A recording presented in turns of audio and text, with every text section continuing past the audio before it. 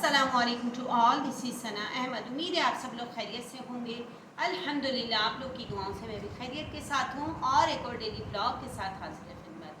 नाज़रीन व हाज़रीन, अल्हम्दुलिल्लाह आज का ब्लॉग जो है वो भी रहन सहन के आदाब पर मुश्तमिल है कि मुसलमानों के आदाब क्या हैं, मुसलमानों के एक मुसलमान के दूसरे मुसलमान पर क्या हुकूक है, क्या आदाब है। तो आइए हम अपने सबक का बाकायदा आगाज़ हस्ब मामूल ताऊज़ और तस्मीह से करते हुए अल्लाह ताला की हम्द व सना करेंगे। आऊज़ु बिल्लाहि मिनश शैतानिर रजीम, बिस्मिल्लाहिर रहमानिर रहीम।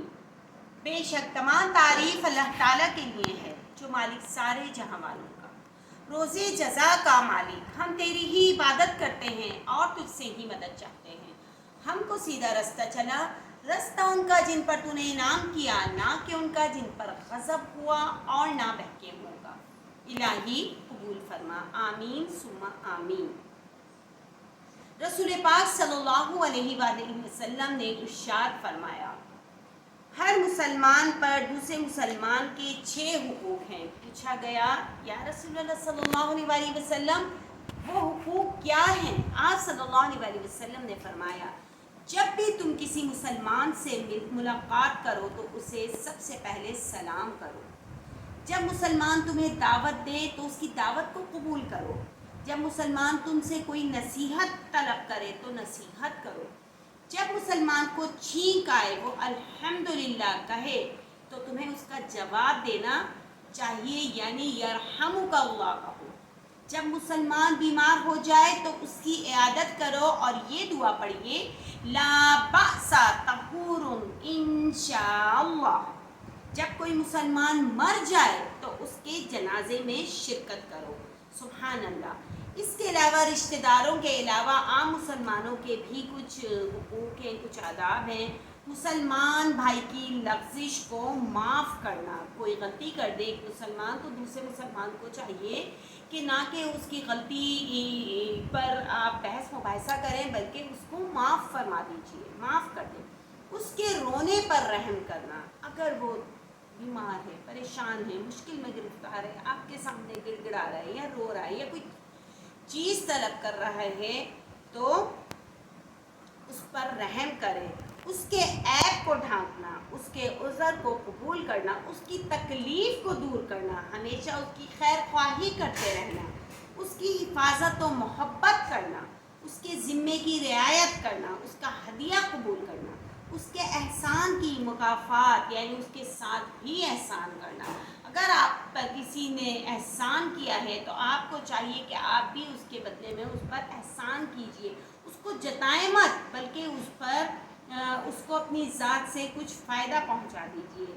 उसकी नेमत का शुक्रिया अदा करना, मौके पर उसकी नुसरत करना, उसके अहल अयाल की हिफाजत व आबरू करना, उसकी हाजत पूरी करना, उसकी दरख्वास्त को सुनना, उसकी सिफारिश को कबूल करना। गर्ज़ ऐसी बहुत सी बातें हैं जो हम एक मुसलमान पर फ़र्ज़ है कि दूसरे मुसलमान के लिए वो बातें हम पर लागू हो जाती हैं, हम पर फ़र्ज़ हो जाती हैं। लेकिन माज़रत के साथ, अफसोस के साथ कि हम लोग इन बातों पर अमल नहीं करते।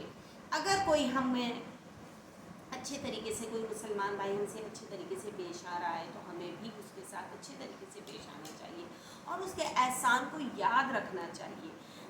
आज के दौर में अगर हम किसी को पर एहसान करते हैं या किसी की मदद करते हैं या किसी के काम आ जाते हैं तो फिर लोग बहुत जल्द भूल जाते हैं अपने उस बात को या अपनी उस वक्त को, उस दौर को भूल जाते हैं। तो बराए मेहरबानी प्लीज़ अपनी ज़िंदगियों का, अपनी प्रीवियस लाइफ का जायज़ा लीजिए कि क्या हमारी प्रीवियस लाइफ ऐसी गुजरी है, और अगर किस तरीके से गुजरी है तो आज की लाइफ अगर आपको अल्लाह ताला ने अच्छी गुजार रहा है अल्लाह पाक, तो फिर उसका शुक्र अदा करें। उसका जितना शुक्र अदा करेंगे वो कम है।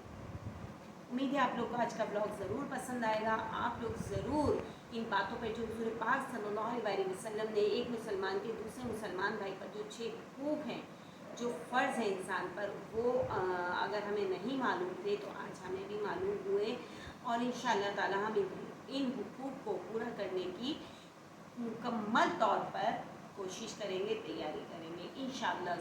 अल्लाह ताला हमारे तमाम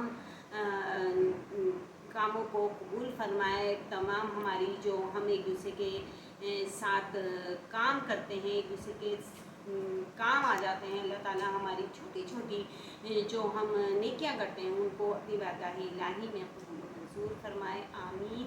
وآخر دعوانا ان الحمد للہ رب العالمین۔